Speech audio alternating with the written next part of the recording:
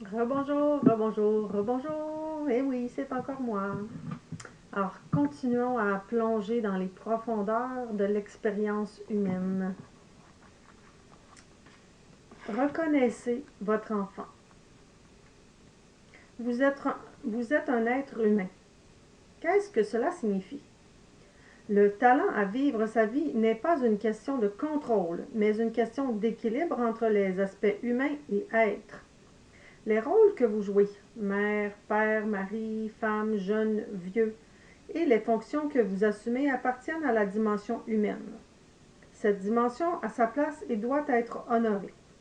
Mais elle ne suffit pas pour qu'une relation ou une vie soit accomplie et vraiment significative. L'aspect humain n'est jamais suffisant à lui seul, peu importe vos efforts et vos accomplissements. Et puis il y a l'être. On le trouve dans la quiétude, la quiédité vigilante de la conscience elle-même, la conscience que vous êtes. L'aspect humain correspond à la forme, l'aspect être correspond à l'absence de forme.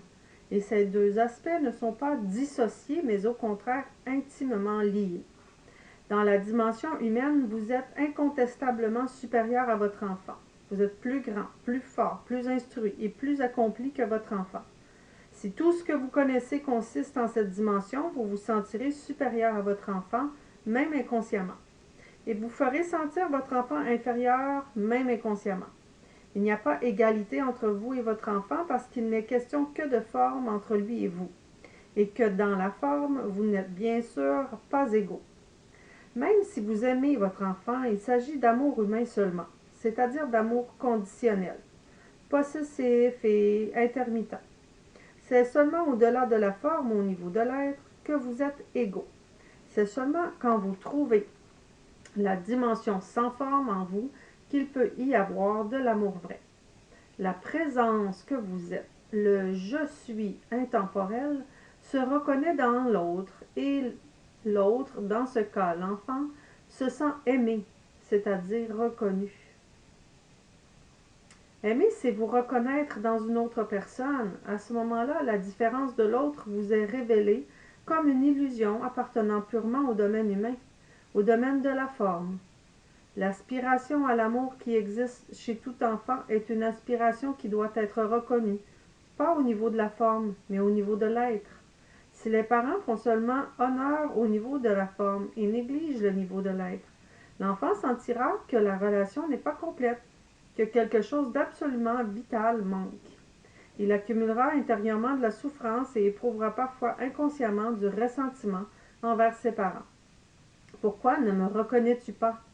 C'est ce que la souffrance ou le ressentiment semble vouloir dire. Lorsqu'une autre personne vous reconnaît, cette reconnaissance ramène la dimension de l'être plus pleinement dans le monde, par vous et l'autre. Il s'agit de l'amour qui rachète le monde. Je viens de m'exprimer sur ce sujet en faisant particulièrement référence à la relation avec votre enfant, mais il en va de même avec toutes les relations. On a toujours dit que Dieu était amour, mais ce n'est pas tout à fait exact. En effet, Dieu est l'un dans et au-delà des innombrables formes de vie. Vu que l'amour sous-entend dualité, il y a celui qui aime et celui qui est aimé. Il y a un sujet et un objet. L'amour est donc la reconnaissance de l'unité dans un monde de dualité. C'est la naissance de Dieu dans le monde de la forme. L'amour rend le monde moins séculier, moins dense, plus transparent à la dimension divine, à la lumière de la conscience elle-même. Renoncez à jouer des rôles. Chacun de vous est ici pour apprendre à faire tout ce qu'il faut dans n'importe quelle situation sans que cela ne devienne un rôle auquel vous vous identifiez. Vous devenez très puissant dans tout ce que vous accomplissez si votre geste est posé comme tel, plutôt que pour protéger et renforcer votre rôle identité, ou vous y conformer.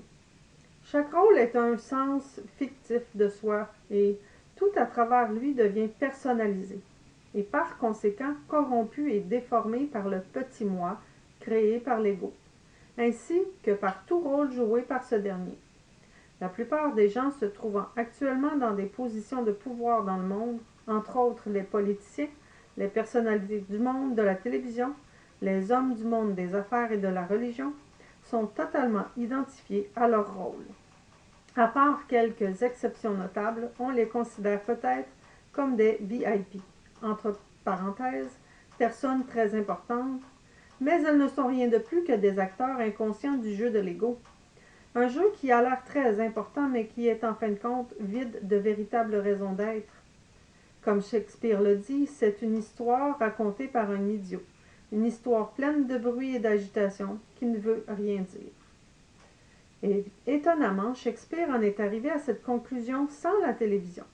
Si le drame de l'ego sur Terre a une raison d'être quelconque, c'en est une indirecte.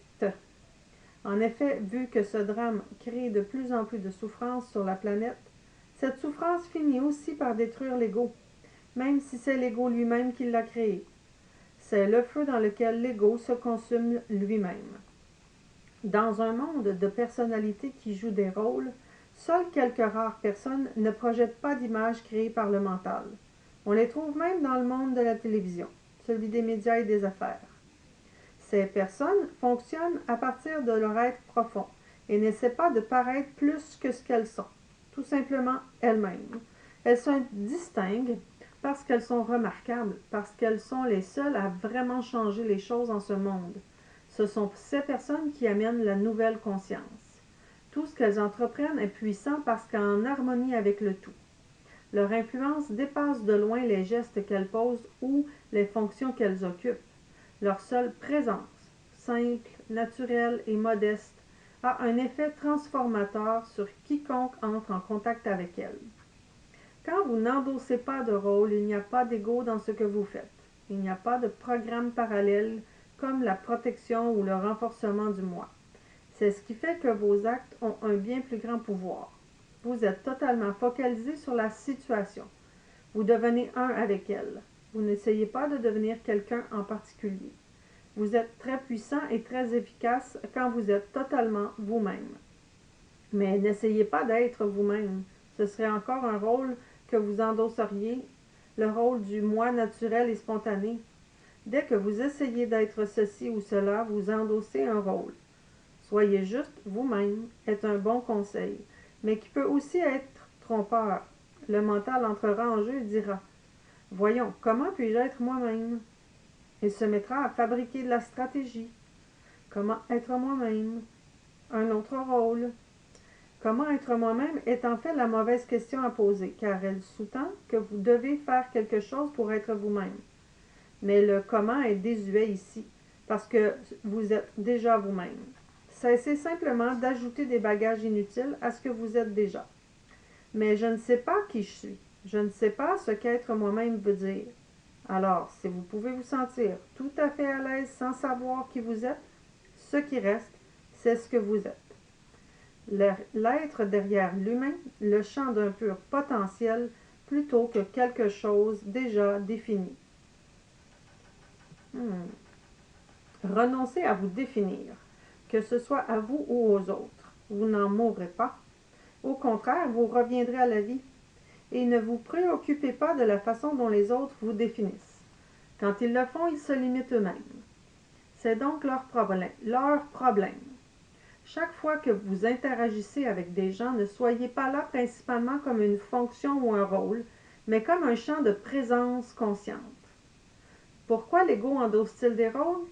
À cause d'une présomption prise pour acquise, d'une erreur fondamentale, d'une pensée inconsciente. Cette pensée est la suivante. Je ne suis pas assez. Et suite à celle-ci, d'autres pensées viennent. Je dois jouer un rôle afin d'obtenir ce dont j'ai besoin pour être totalement moi-même. J'ai besoin d'avoir plus pour pouvoir être plus. Mais vous ne pouvez pas être plus que ce que vous êtes parce que, sous votre forme physique et psychologique, vous ne faites qu'un avec la vie elle-même, un avec l'être. De par la forme, vous êtes et serez toujours inférieur à certains et supérieur à d'autres. De par l'essence, vous n'êtes ni supérieur ni inférieur à personne. C'est en réalisant ceci que naissent la véritable estime de soi et la véritable humilité. Aux yeux de l'ego, l'estime de soi et l'humilité sont contradictoires. En vérité, elles sont une seule et même chose. L'ego pathologique. Dans un sens plus large, l'ego lui-même est pathologique, peu importe la forme qu'il prenne.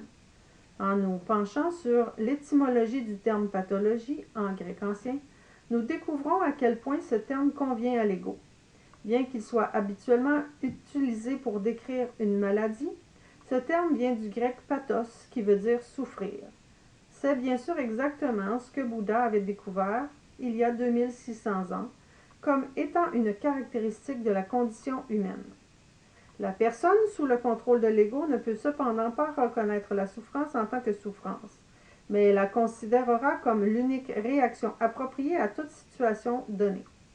Dans son aveuglement, l'ego est incapable de voir la souffrance qu'il s'inflige et qu'il inflige aux autres. Créé par le mental égo, le malheur est une maladie ayant atteint des proportions endémiques.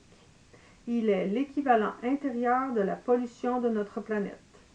Les états négatifs comme la colère, l'anxiété, la haine, le ressentiment, le mécontentement, l'envie, la jalousie, etc., ne sont pas reconnus comme négatifs mais comme entièrement justifiés.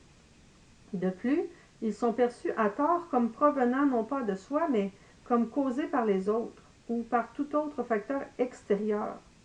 Je te tiens responsable de ma souffrance. C'est ce que l'ego dit en sous-entendu. L'ego ne peut faire la distinction entre une situation et l'interprétation que nous en faisons, ou la réaction qu'elle suscite chez nous. Vous direz ainsi « Quelle journée épouvantable !» sans réaliser que le froid, le vent, la pluie, la canicule ou la neige auxquels vous réagissez n'ont rien d'épouvantable. Ils sont ce qu'ils sont. Ce qui est épouvantable, c'est votre réaction, votre résistance intérieure à eux, et l'émotion qui est engendrée par cette résistance. Comme le dit Shakespeare, il n'y a rien de bien ou de mal en soi, c'est la pensée qui en fait un bien et un mal. Qui plus est, la souffrance et la négativité sont souvent perçues à tort par l'ego comme un plaisir parce que jusqu'à un certain point, l'ego s'en trouve renforcé. Par exemple, la colère et le ressentiment renforcent énormément l'ego en intensifiant le sentiment de division, en mettant l'accent sur la différence et en créant une position mentale de rectitude aussi colossale qu'une forteresse que l'on ne peut assaillir.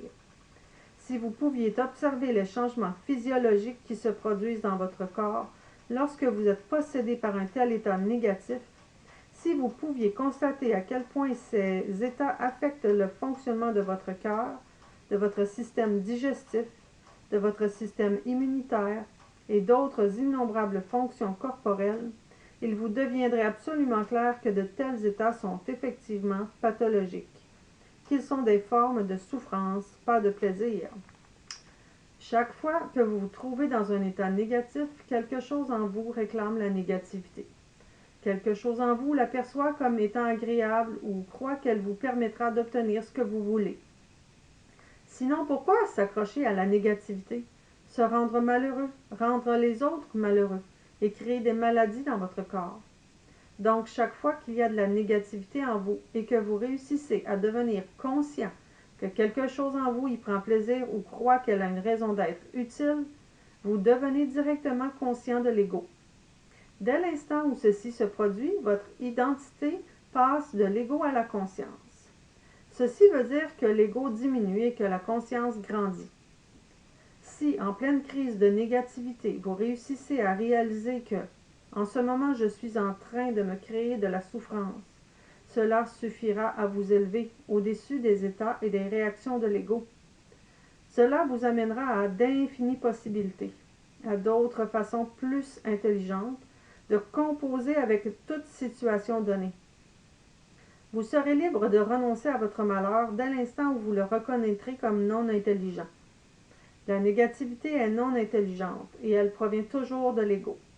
L'ego est peut-être rusé, mais il n'est pas intelligent. La ruse poursuit ses propres petits buts, alors que l'intelligence a une vue d'ensemble, où tout est relié. La ruse est motivée par l'intérêt personnel et elle est extrêmement limitée. La plupart des politiciens et des hommes d'affaires sont rusés, très peu sont intelligents. Tout ce qui est accompli par la ruse ne dure pas longtemps et va toujours, à un moment donné, à l'encontre du but recherché. La ruse divise, alors que l'intelligence unifie. Je vais m'arrêter ici parce que ces mots-là résonnent tellement avec l'énergie qui est rapportée dans la situation de conflit en ce moment dans le monde, cette énergie qui s'est répandue dans le collectif de souffrance pour se maintenir à tout prix dans cette identité d'ego, de rôle. Tous ces mots, cette souffrance qui résonne dans ce que j'entends, ce que je vois. Et à côté, l'intelligence de l'être. Moi, je vais continuer à aller raisonner avec ces mots pour revenir à la présence. Alors, je vous en souhaite tout autant de la présence pour mettre de la lumière sur la souffrance. Et je vous dis à bientôt.